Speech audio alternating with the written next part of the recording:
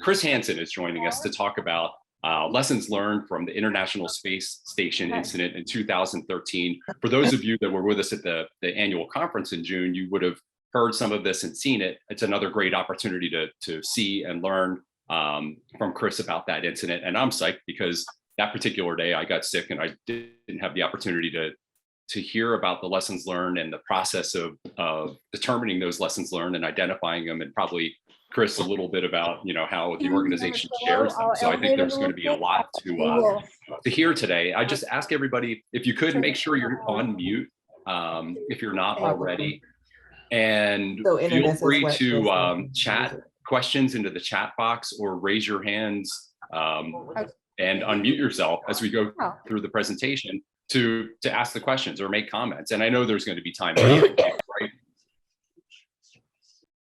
Time at the end. Yeah. So with that, Chris, welcome. Thrilled to have you with us. I know you've got a great long history with NASA and a lot to share today. Yeah, definitely. Thanks. So appreciate for the invitation. This is a topic that I talk about for a reason. I've been talking about it for many years, and I talk about it because I'm very passionate about it.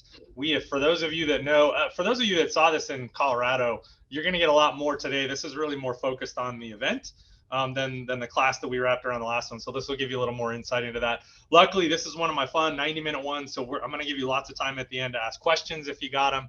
I'm going to spend about the first hour really digging into sort of what the incident was, what happened. For those of you that know our history at NASA, you know that there's a bit of tragedy involved, from the Apollo 1 fire where we lost 3 astronauts, the Challenger accident where we lost 7, the Columbia accident where we lost 7 more. It's super painful. We respect crew members that we fly all the time. We take their safety very personally.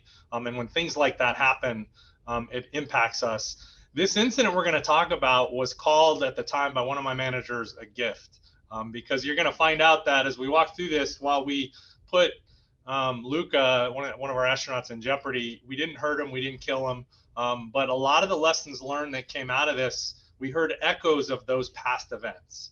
And so we want to use this event. I talk about it because I want people to understand there are people in the middle of these tragedies that happen, that have families, that have mothers and fathers and children.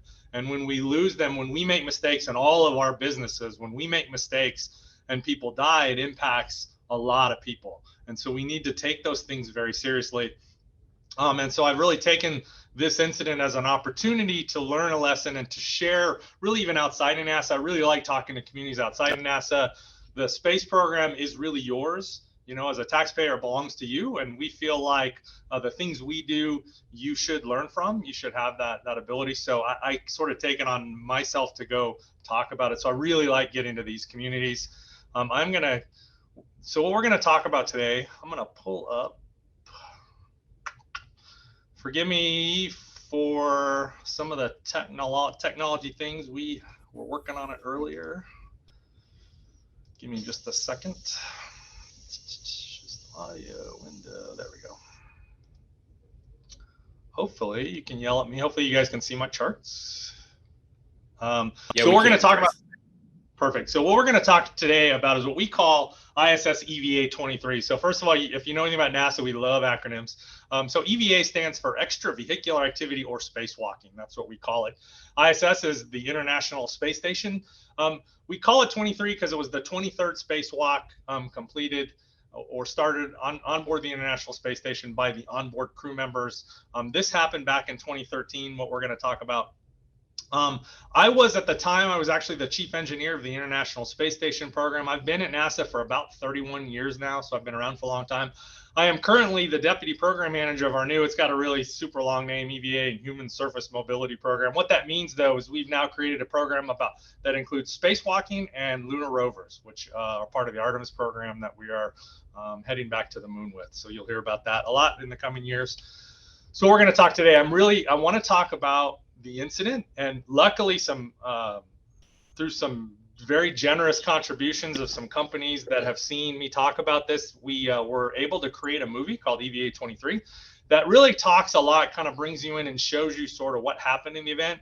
This time, though, which you didn't get in Colorado, for those of you that were there, I'm going to go back and we're going to, after the movie's over, we're going to walk through sort of what happened at individual places and talk about sort of signals that we got during the EVA that in a lot of cases we missed. And then we'll sort of talk about kind of what followed up from that incident today. So what I want to do is actually go back through that event and talk about some specific things. The movie kind of took my presentation and sort of hit some of the highlights, but I want to do is give you a little more deeper insight into some of the comments that were made and some of the things that were happened. Talk about some of the things we missed. Talk about some of the, I'll talk a little bit about sort of what happened that caused this incident. The movie doesn't really talk about it. I'll show you, there's some interesting stories there too. And then what I want to do is end with some really high level lessons learned that I think are important to anybody that works in sort of a hazardous environment, which most of us in our jobs, particularly you guys on this call in the safety world, have situations like this. And I think the things we learned here are very applicable to you too. And then we'll hopefully give you some good time for Q&A. So we talked about this. This happened back in July of 2013. I was actually at a Yosemite National Park when this happened. And so I heard about it a little bit later. What happened, though, is you saw in the movie, about 44 minutes into this EVA when Luca started experiencing water in his helmet, it ended up, we had no idea how serious it was until actually he got back inside and we had a chance to talk to him. But it became really one of the most serious mishaps in the history of spacewalking, particularly on the US side. So what I want to do is walk through it a little bit. So this is a timeline. There's some video clips here we're going to go through, and we're going to see little snippets, and let's talk about it. So the first one I want to point out to you happened at 38 minutes into this EVA, and you saw this in the movie when Lucas says CO2 sensor bad. So let's listen a little bit to what happened. Cable routing task. He'll be routing an Ethernet cable. CO2 sensor bad. Copy, Luca. You measured 48.6. Copy that, Luca. I'm with you on page 22, and Shane will join us. Okay, so I'm reading that periodical monitor physical condition, and if I notice that I'm feeling conditioned by the CO2, then I will help open the helmet purge and eventually terminate EVA, otherwise continue EVA. So this one's really interesting to me. To understand the importance of what just happened here, you have to understand a little bit about how the spacesuits work. If we put an astronaut in a spacesuit at sea level pressure at about 15 pounds per square inch, and there's vacuum on the other side, that suit would be so stiff the crew members would not be able to move in it. They wouldn't be able to work, get anything useful done. So we have to actually lower the pressure in the suit significantly, down to about 4 pounds per square inch. Well, if we had regular breathing air, the air that we breathe here on the ground, in that suit at 4 pounds per square inch, you would be unconscious immediately and dead very shortly after. Your body can't get enough oxygen at that pressure. So to counteract that, what we do is we fill these suits with pure 100% oxygen. And that's great, but as the crew members breathe, they metabolize that oxygen into a lot of things. Water vapor comes out. One of the most important things that they breathe out is carbon dioxide, and carbon dioxide is very poisonous. In fact, when you hold your breath and you get that panicky sense that you need to breathe, it's actually the buildup of carbon dioxide in your system that your body is sensing. Now, to control it in the suit, we actually have, or not to control it, but to be aware of what the CO2 levels are, we have a little sensor that's in the suit.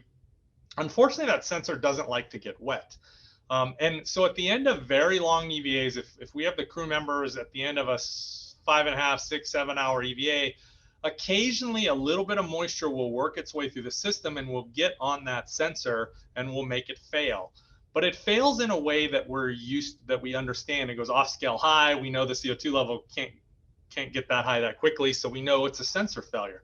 So we train all of the crew members to understand their own, everybody has a different reaction to carbon dioxide in their buildup in their body. And so we train the crew members to feel how they react to carbon dioxide.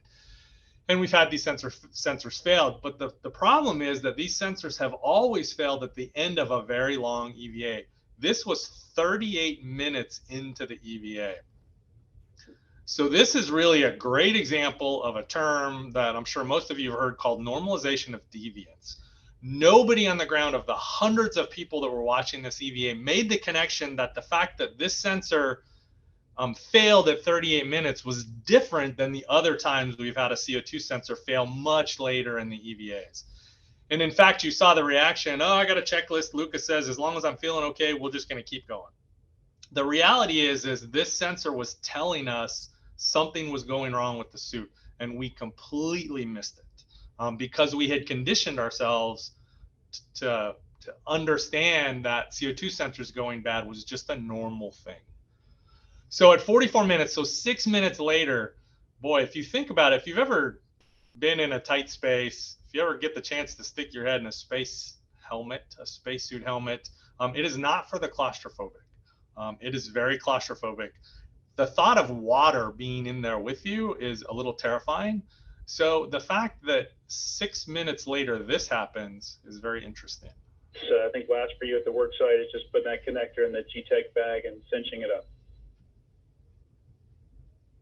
Roger that, all in work. And Chris and Shane, FYI, I feel a lot of water on the back of my head, but I don't think it's leaked from my back. Are you sweating? You working hard? I am sweating, but it feels like a lot of water. It's not going anywhere. It's just in my safety cap. And Luca, we copy. Just FYI. Just FYI. There's some really interesting things here. First of all, we give Luca a lot of credit here. When astronauts get to do an EVA, it is sort of, they consider it the pinnacle of their career. Luca knows when he makes this call that, hey, you know, something's not normal here. This might be the end of my EVA. So we're proud of him for speaking up and saying something about it. He's clearly not worried about it. Just FYI, just so you know this is going on. The other thing, and you get a hint of this in the movie, he says, I don't think it's coming from my drink bag. Maybe it's coming. He's speculating the drink bag. What's crazy though is he's feeling water in the back of his head, and the drink bag is on his chest. So for water to get from his chest to the back of his head without him noticing it is strange. It's a weird assumption to make, and we'll talk about why he makes that assumption. You saw a little bit of it in the movie, but it's important. So 5 minutes later, we haven't terminated this EVA. We're not in any kind of fear for their life at this point, even though water's in his helmet. 5 minutes later, this is the conversation. Hey, Luca, while you're working there, can you give us maybe some more words on the water? Maybe identify the source, you think, and then is it getting any worse or is it the same?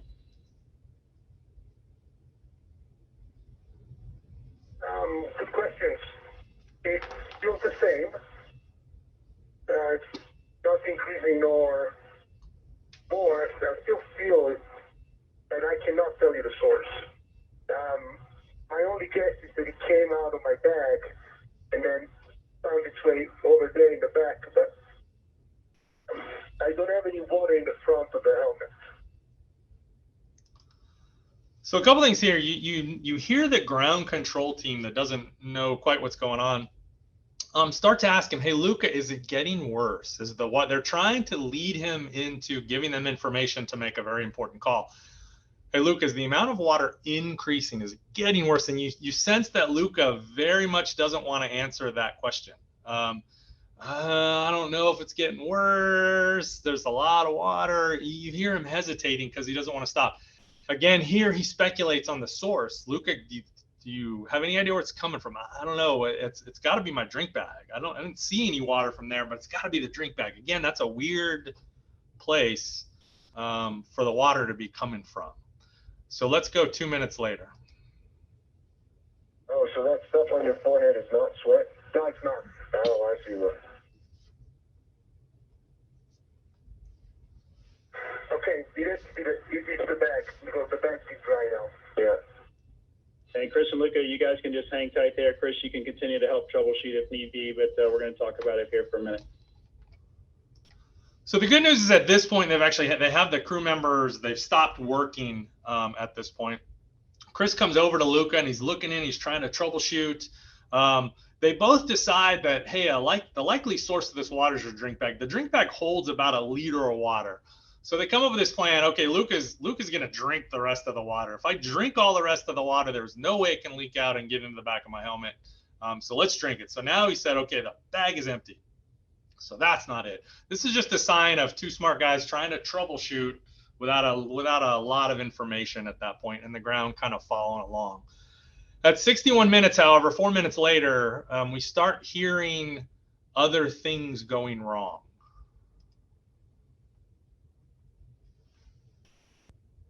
Hey Chris, can you say radio check? Radio check? Yeah, com check. Yeah. I'm wondering if the water is getting into my ears. And the only other option, Chris, that I'm thinking is the LCVG. So here you hear Luca obviously knows that the water's getting worse. Hasn't said the words yet. He knows the drink bag is dry, so he's kind of eliminated that problem. So the next guess he has is the LCVG, and you saw that in the movie. And there are water tubes that run up around his shoulders. So it's a very good guess that water could have been leaking out of one of those tubes and getting to the back of his head without him knowing it. It was wrong, but it was a very good guess. And in fact, I listened to hours and hours of ground. We record all the ground controllers' conversations, and they were speculating the same way, and they didn't come up with a better answer at the time. They were all wrong, but it was a good guess. So 2 minutes later, now we hear the magic words. Hey, Luca, can you give us a status of where you think? It sounded like we just heard you cannot hear. Is that true as well? No, I can hear perfectly. I can still hear perfectly, but my head is really wet, and I have a feeling that it's increasing. And I'm thinking that it may, I don't know if it's possible, but I'm thinking that it may be the LCVG that's leaking. Is that a possibility?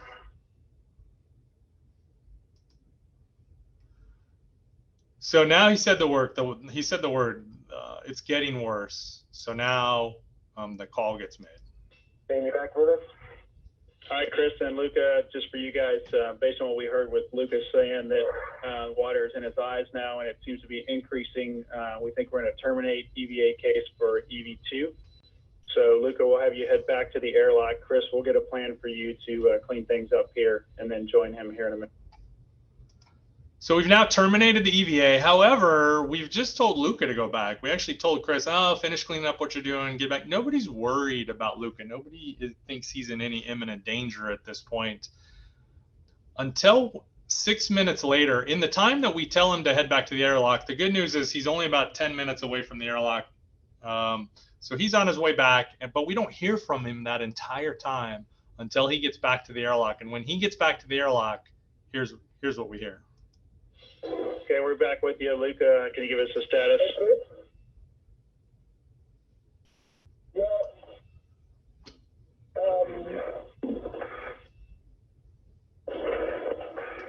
I'm at the airlock. Coming up on the wing. I have a lot of water.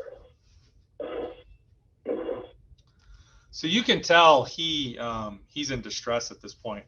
You can tell, it turns out on the ground, even here, we were not terribly worried about him. The terminating an EVA early comes with a lot of work. And so the ground teams were focused on doing their job, and we sort of forgot about Luca.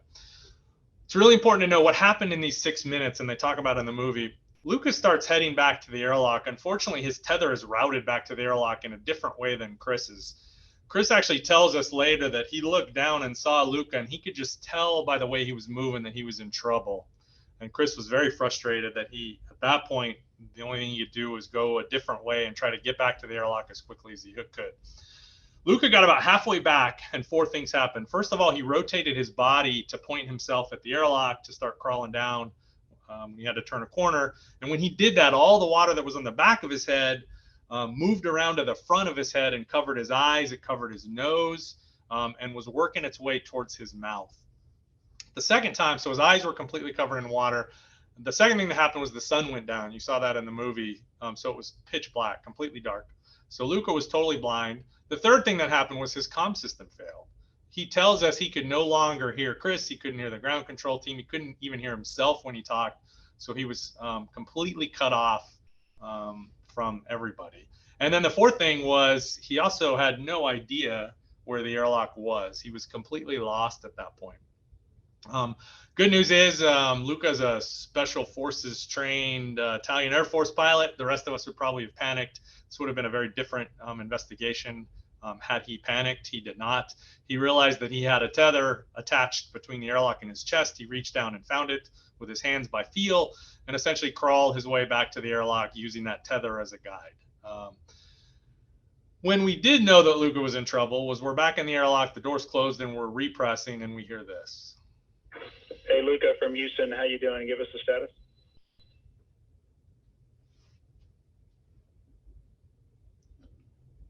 Luke, did you hear that?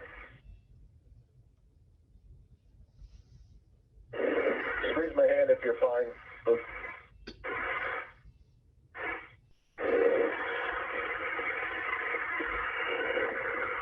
Shane, I don't think he can, his voice is going out or he can't hear you, but I'm trying to see him. He looks fine. He looks miserable, but okay. Copy all, Chris. We'll just status you from now on to check on him. One of the things at that point when the crew's back in the airlock and the pressure's rising, the suits are soft. So as the pressure rises in the airlock, the pressure inside the suit also rises. And for any of you that are scuba divers, that's the equivalent of going down in the water. And you have to actually use what's called the Valsalva maneuver. You use your fingers, you plug your nose, you put a little back pressure on your eardrums to equalize the pressure, and it allows you to go deeper in the water slowly without damaging your eardrums. They have to do the same thing in the suits as the pressure is increasing. And they have a little foam piece on their mask. Their arms are actually down in the suit, so they can't get to their nose. So they have a little foam piece that they press their nose against that allows them to Valsalva.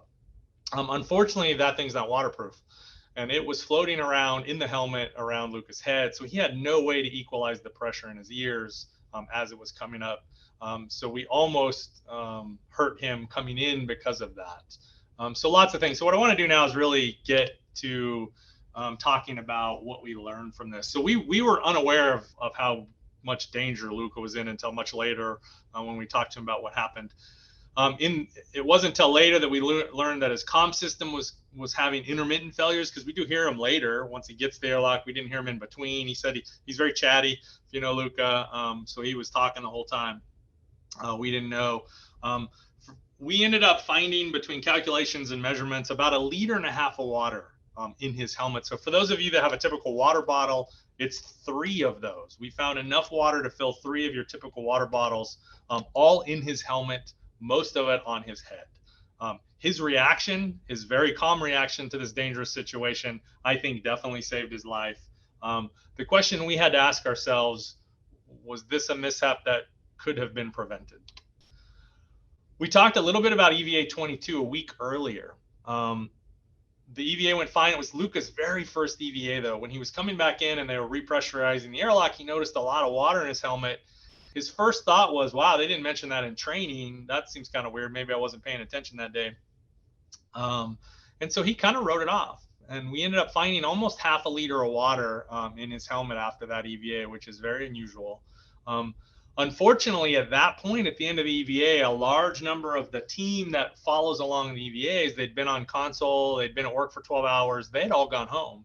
And only a very few number of people were left around to have this conversation. And one of the ground controllers asked Luca, trying to figure out where the water came from, hey, Luca, where'd the water come from? And Luca said, I don't know, but I was leaning over and I was squeezing on my drink bag and a little bit of water came out. Maybe that's where it came from. And they asked him, the flight controller said, well, how much did you drink? And Luca said, well, I didn't drink at all. You didn't drink at all? Oh my goodness. Okay, so we found 0.5 liter. There's 1 liter in the drink bag. You didn't drink any of it. So that makes sense. Turns out that's not what Luca said. What Luca said was, I didn't drink it all. So it was 2 people having a conversation that led to very different conclusions. And the conclusion was that the drink bag must have leaked. And oh, by the way, we're just going to replace it for the next EVA. And that is the entire investigation that happened at the end of EVA 22.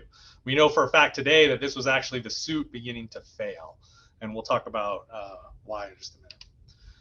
So what did we find? When we did the mishap investigation, we found kind of mechanically what happened. There was some inorganic materials that got in there. I'll show you some pictures of that. Blocked some holes in the suit that led to a suit failure that led to water getting into his helmet. I'll show you some pictures of that.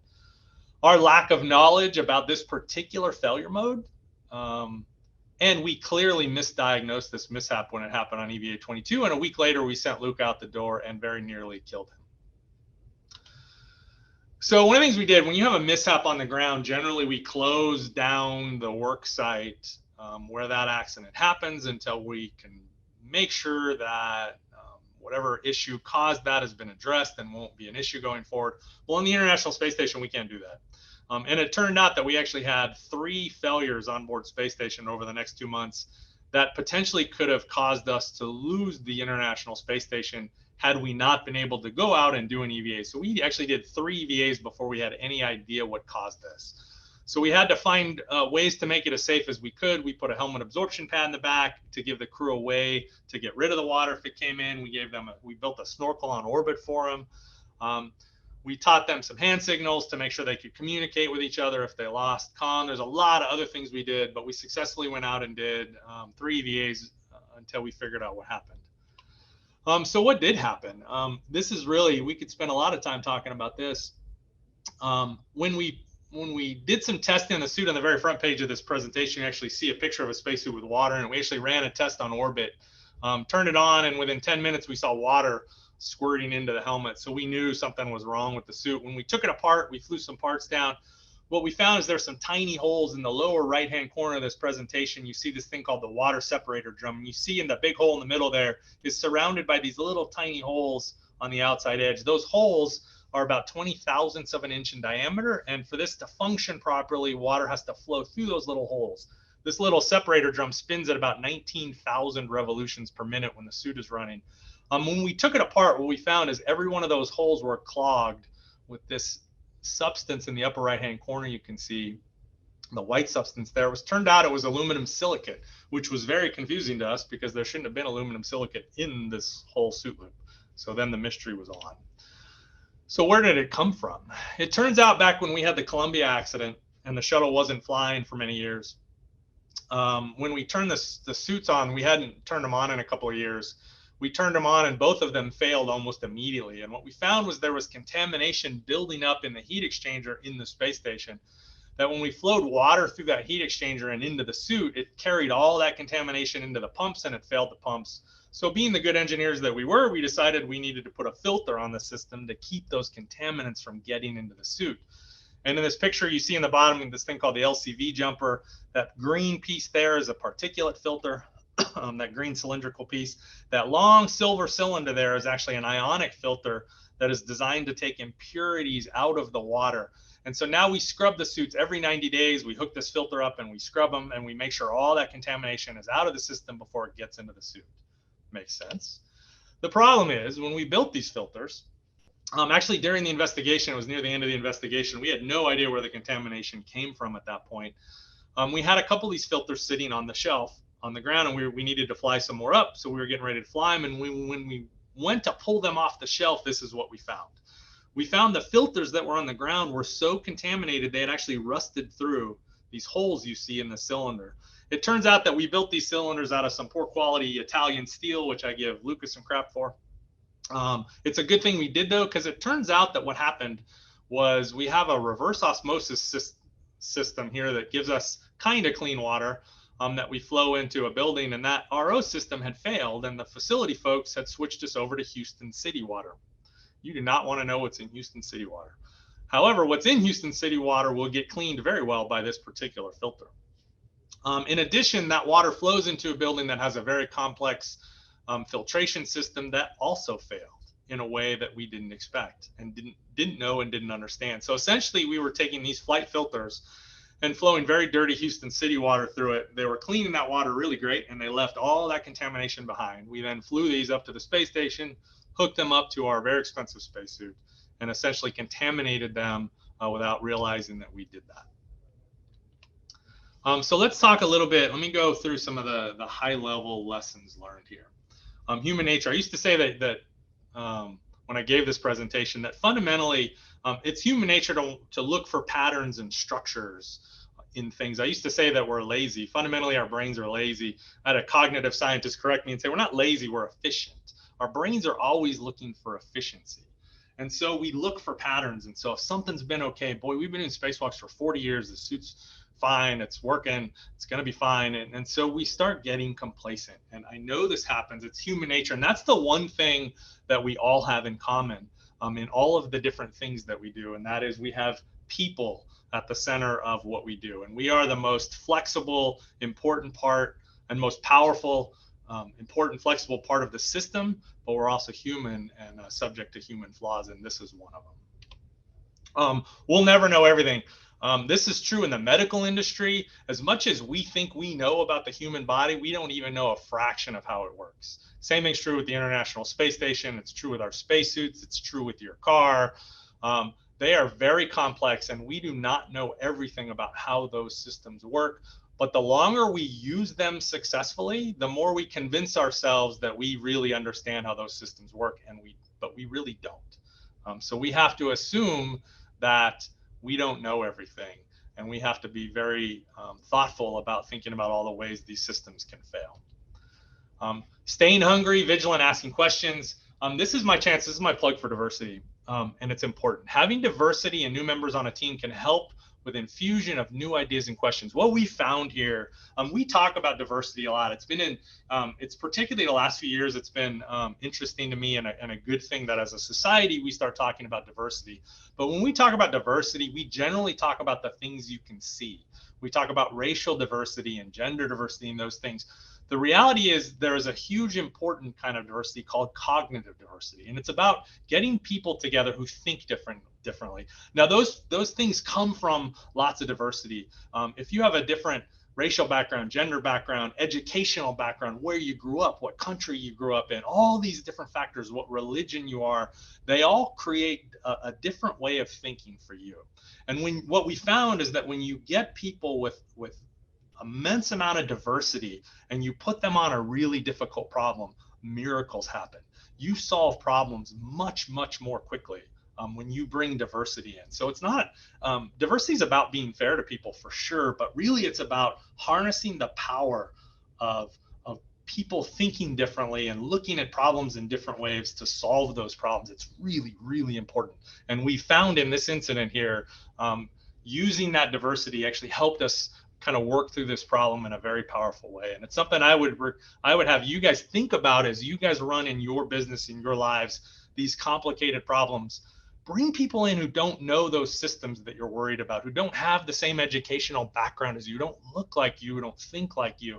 Bring them in and let them ask questions, poke at things, and you'll find it's amazing how much better we solve problems when we do that. This is another important one. Anyone in any organization could have prevented this mishap in our case. We had hundreds of people watching this. There is one question that anybody could have asked, from my program manager who's been at the agency for 40 years to a brand new intern who's sitting on the console for the first time. If they had asked, how do you know the drink bag leaked? How do you know it caused this problem? Because that was the assumption. It turns out there's not a single person that could have answered that question. How do you know the drink bag leaked? And in fact, it would have taken us 10 minutes to verify. We can fill that drink bag up. And in fact, we did it. After EVA 23, we filled up both drink bags and we checked them for leaks, and neither one of them leaked.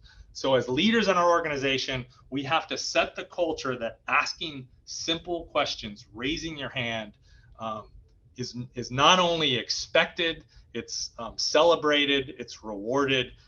Everybody has to be willing. Anybody could have prevented this organization that could have led to Luca's death. And this is a really powerful example of speaking up and how we need to encourage it in the workplace and in the people that we work with. Nobody's smart enough to avoid all problems. This is a line I like. A preoccupation with failure results in high reliability organizations. I'm sure you could pick at these words, but I think fundamentally they're true. You have to think about all the things that can go wrong, and then put into action those things that will prevent those failures that you think of. You have to, And it's one of the things I think we're good at NASA is thinking about all the things that can go wrong. We're not perfect at it, clearly, because fundamentally we're people. But it's a very helpful kind of culture to start ingraining in your system. This is one of my favorite ones. As a father of 3 daughters, they grew up, I was trying to impress upon them this. People in groups tend to agree on courses of action, which as individuals they know are stupid.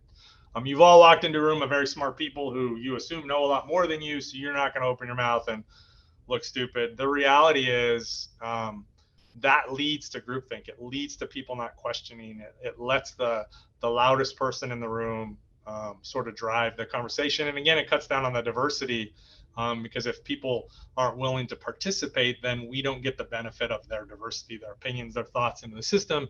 And again, so we have to, as leaders, encourage participation of everybody in that group to try to prevent this kind of thing. The last one I'm going to leave you with is the Apollo 1 fire. For those of you that have studied that, was referred to by Frank Borman as a failure of imagination. Nobody could imagine that a ground test, just a simple ground test, could be this hazardous. And in fact, we killed 3 of our astronauts because we didn't understand that. Keep vigilant, have an active imagination of possible hazards. For all of you in this business, that's really important to keep this in mind. And so we hope you get this from us. So with that, I'm going to switch to questions. Hopefully, I think I left some good time. Let me go back and stop sharing. Yeah, so let's do a couple things. There we go. Yeah, Chris, thank you. And I'd encourage everybody, if you have a question, please raise your hand or chat it into the chat box and we'll just jump right in. And Bob Latino, right out of the gate, you're unmuted. Bob, what's your question? Oh, well, I was I wasn't really ready with my question, but when not understanding, Luca went one way to get into the airlock and Chris went the other, and knowing that the sun was going to be setting on that side, could they have both went in the one direction, or why did they have to part if, knowing that he would be in complete darkness if he was distressed? Yeah, that's a good question. A lot of this has to do, and we ended up changing literally hundreds of things about how we do spacewalks because of this incident. They have lights on their helmets, so the sun going down isn't something that we immediately think of as hazardous, because you have to be in a very specific situation. The other thing is that we have 2 astronauts outside, and we're very interested in making sure that the work they do is done efficiently. The most dangerous thing for us is even having the crew members outside. It's very dangerous being in that environment. So we try to make their time out there as efficient as possible. So we look at all their tasks and we route them the way they need to go to make it more efficient. And we didn't put a lot of thought into, hey, if we have an emergency, how are we going to get back? And in fact, there was a plan that was, if they're nearby and we know one has an emergency, the other crew member can actually untether himself and tether himself to the other crew member and come back together. But to do that, to take advantage of that, you have to be thinking that I'm going to be in that, I'm in some kind of hazard. They weren't thinking that. In fact, they're like, oh, Luca, just work your way back. Chris will kind of find his way there. You'll be good. They weren't thinking that until they got far enough apart that Chris looked back and went, oh my God, Luca's in trouble. We just hosed ourselves. Okay, I'm going to hurry and rush. So now we actually go into EVAs with a much different thought process. We think that accident can happen at any time. So we make sure their tethers are routed in a way that makes it possible, regardless of what we're doing. We take a little bit of hit on efficiency to make sure that we can prevent that situation from happening. We just think from the beginning of planning an EVA to performing that EVA, we think about it and we plan about them very differently than we did before this particular spacewalk. Okay, thank you. And while I have it, before we pass it on, the Houston water issue, I found that was interesting. In terms of QA and QC on that contamination, how did it make it from where it was stored to get into space? It is probably almost as interesting of a story for those people that worry about these kinds of things. That story is probably just as interesting as the other one, because there were so many holes that we found. You know, who would have ever thought that our reverse osmosis system, which is kind of the rough cleaner of the water coming into the whole center, would have a critical function? Because they would say, well, if you're going to assume this is critical, that'd be bad because the system sucks and it's 50 years old. Don't count on it. So when it goes bad and we just switch it over, well, surely you're not counting on that water being clean, so it's not important.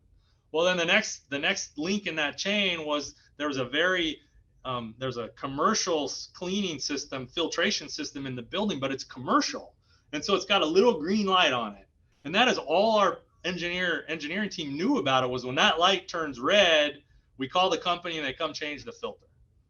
Well, it turned out that it's not that simple. And as we dug into it, we understood that that filtration system, when it turns red, it's too late because it's downstream of the problem. And so it's already let contamination in. So it was a lack of understanding for that system. In addition to that, we have little nozzles all over the building that say DI water. So you assume that that's deionized water coming out of it. And in every place in the building that we use that hardware in what we consider a critical place, we have quality checks. We actually, every day we do water quality checks. We do those things. The one place in the entire building we didn't do that was the place this filter was processed. I can't really answer the question as to why that happened, but again, it's just, so all three of those things had to line up to get broken. And obviously we went back and fixed all of that. We actually got an action to fix that problem over the entire agency, not just at JSC. So this spawned a whole bunch of different. I was wondering if there was anybody from the Houston Water Treatment Company on this session. No, because they'd probably tell you, yeah, our water's got a lot of crap in it that is theoretically healthy to drink, but you don't want to put in a spacesuit system.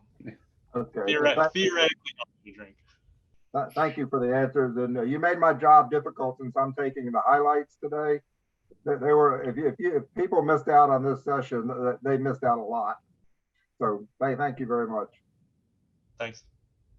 Yeah, and Lauren Mooney, your hand's up. Lauren, what do you think? Hey there. It's actually Beth and Lauren. And Beth and Lauren. There you go. We were presenting on this topic yesterday at Trees and Utilities. So all the people who do line clearance and are responsible for distribution and transmission systems. But Chris, I always had this question. And, you know, with HRO, we talk about deference to expertise.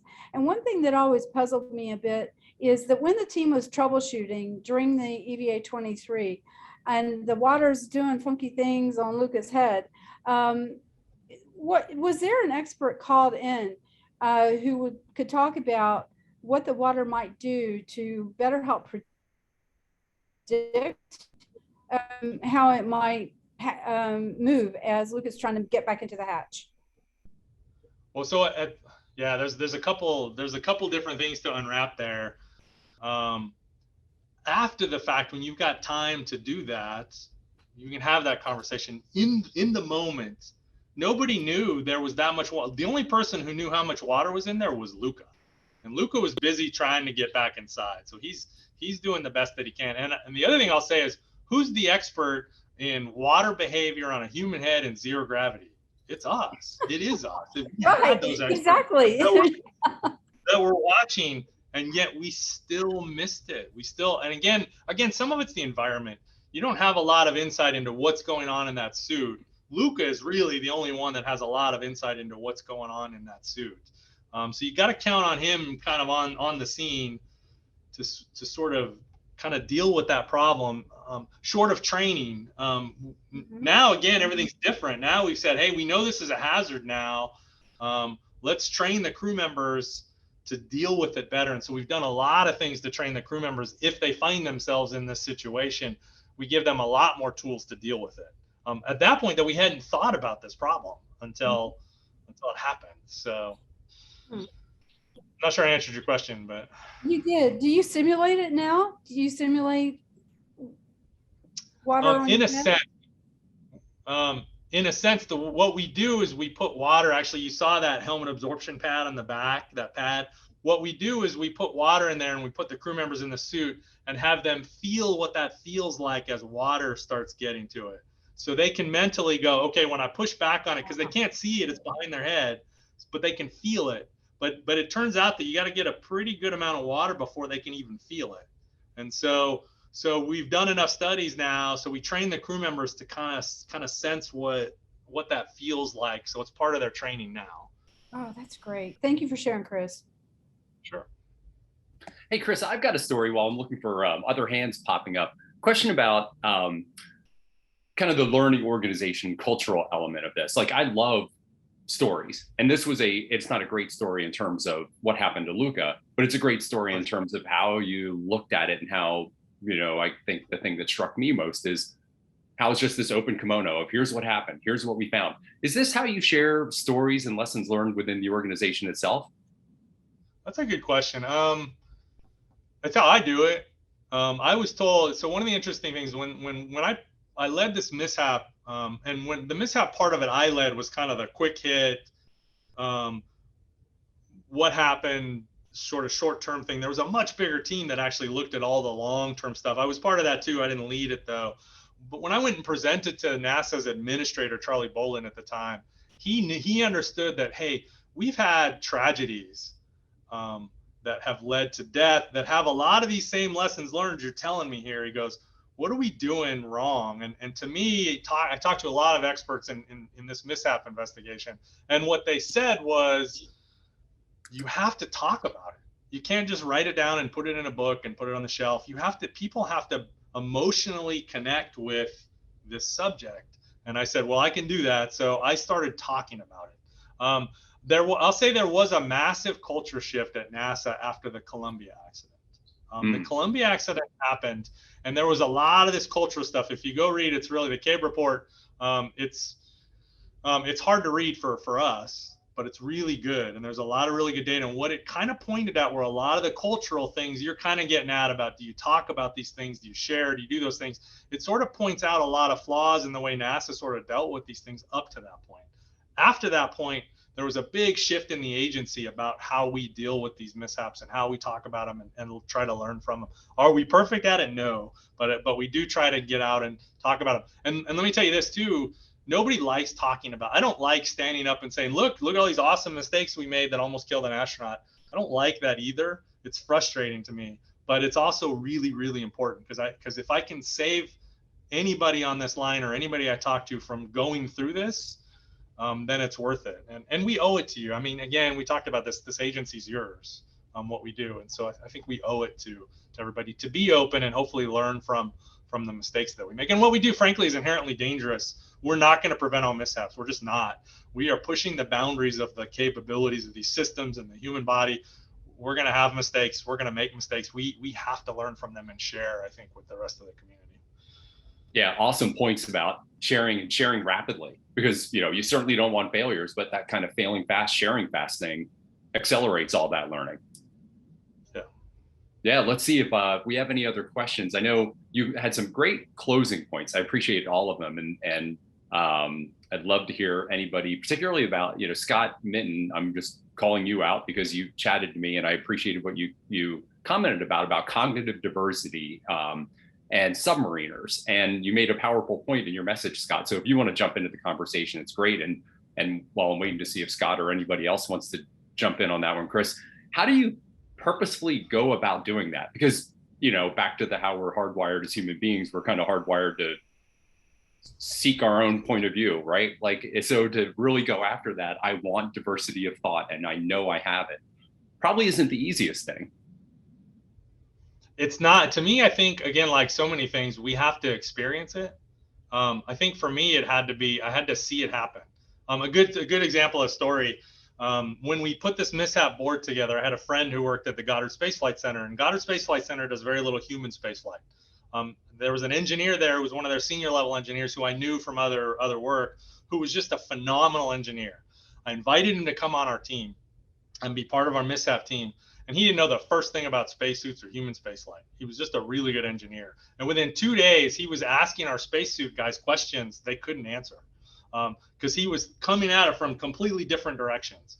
And so just because he was thinking about it differently led to some hard questions that actually helped us figure things out much faster, helped our suit guys figure out things much faster. So you see it work. And now, because of that, I'm much more conscious of that in everything I do. I'm really just even in life. When you find yourself gravitating towards people that look like you, that think like you. We join clubs, we do those things. It's human nature. We're just more comfortable being around people like us. But when you start forcing yourself to be around diversity and be around people who don't think like you and listen to them and watch it, it's just amazing. So I think you just have to start doing it and see how powerful it is. It's really I mean, and it's shocking when you do it and you see it happen at work. It's amazing how fast and how well it works. Yeah, and I'll bet it feels like a teeny little bit painful at first, but then you have that aha moment as you're describing. Because we're human, yeah. Right. Hey, Chris, speaking of cognitive diversity, I remember when we led the workshop in St. Pete, there was a table of healthcare workers who specialized in SIMS. And if I remember correctly, there was a bit of a kind of a cool moment there. Do you remember? I don't remember the exact story. I remember it was a table of nurses who, again, didn't know the first thing. So what she's talking about was we ran through a simulation where we actually ran through this EVA 23 situation and forced people to make decisions. Hey, you're in the middle of this. This just happened. What are you going to do? How are you going to fix it? Wait, and to try to put people into this environment as best we could on the ground. And it was actually a team of nurses, and I forget what, but they came at really the right solution that eventually months later we got to. They came to it within like 10 minutes, again, with no background in spacesuits. They just, again, they were coming at it with their own background and really got to the right answer that took us months to get to. And it was a group of nurses. It was just, they just think about things differently. And in this particular situation, it just led them to what I think was the right answer a lot quicker than we got to it. And we had never called in a group of nurses to come help us solve this problem. We wouldn't have even considered it. So it's just fascinating. It was fascinating. It was a cool example. Yeah, I think they got to the diaper, and then they also got to some really interesting solutions. I remember they said, put a diaper in the helmet. Yeah. I don't know, maybe the snorkel too. I think the snorkel they got to, and the hat, because we didn't tell them that that's one of the things that we did. We didn't bring that up at that point in the simulation, and they got to those solutions really quickly. It was fascinating. Yeah, we have one question in the chat box about, I think I'm paraphrasing this pretty well, but Fred Golson asked about how do you get away from groupthink, and we're touching on that pretty well. But specifically, do you look for, you said devil's advocates, do you look for devil's advocates or skeptics to purposely bring that contrarian view in? Yeah, it's a great question. And again, it's another situation where we're not perfect at it, because you gotta think the environment. When we're doing an EVA, the crew is already at risk. You don't have time to sit around in a conference room for an hour and debate what's going on. You have to make decisions very quickly. I'm sure that every other thing, in a medical, you're in the middle of an operation and something's going wrong. You don't have time to call the experts together and go sit around a table and go think, okay, well, what are we going to do to get past this? You have to make decisions and go. And so the operational environment is very different than when we're thinking about problems either way beforehand or after the fact. But that being said, we have flight directors that are really in charge. And you heard, well, what you heard on the video was the Capcom, which is one of the astronauts. When the ground control team needs to talk to the astronauts, we actually usually put an astronaut in that spot to do the communication because they're one of the astronauts. So they communicate. They're kind of the liaison between the ground team and the astronauts. So you heard Shane, another astronaut, talking, but there's a flight director that's in charge, and his job, actually, they are trained, his and her, we've got a lot of women flight directors now too. They are trained actually as they come up to be that skeptic, to question and to push on the ground teams. And so we do have a system in place to try to encourage that as much as we can. A lot of times though, decision has to be made. You don't have time to debate about it forever. So they're also trained to know when, it's time to quit debating and we've got to make a decision and go. But they are that skeptic. We put that system. We have a whole engineering team in the back room that also tends to play that role. The flight controllers tend to get focused on the operational stuff. I've got to get task A, B, and C done. And the engineering teams will throw up flags going, oh, but have you thought about X, Y, Z? And so there's a lot of generally healthy tension in the system during these kinds of events that sort of forces that diversity into the thought process. Again, are we perfect at it? No, but we try to learn from it and get better. Yeah, and that's a great closing comment about we're not perfect at it, but we're always trying to improve and look at how we do things and just make progress. And thank you for that. And Chris, thank you. We're winding down on our 90 minutes, and I totally appreciate your time, your insights, and your story. So thanks for making that available to everybody. It's again, it is a great but not great story, but it's a great story. Yep, yeah, and everybody, thank you for taking the time today. I appreciate that, and just looking forward. Based on feedback from the community, we're going to change these monthly webinars to Wednesdays, the fourth Wednesday of every month, beginning in October at 11 a.m. instead of Thursday at 10:30 a.m. So based on feedback. So